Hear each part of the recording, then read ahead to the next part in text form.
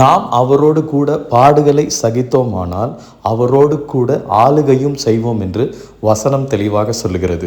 அப்போ நம்ம அவரை அறிக்கையிட்டோமானால் நமக்கு ஜெயம் உண்டு.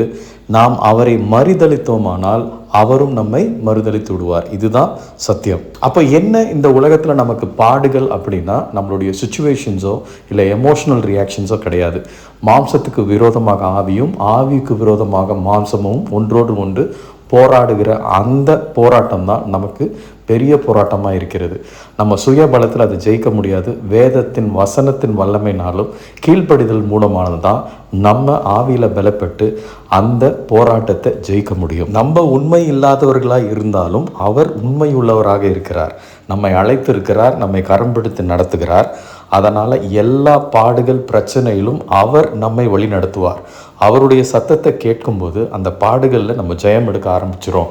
ஆட்டோமேட்டிக்காக கிறிஸ்துவின் ஜெயத்தை நம்ம சுதந்திரவாளியாக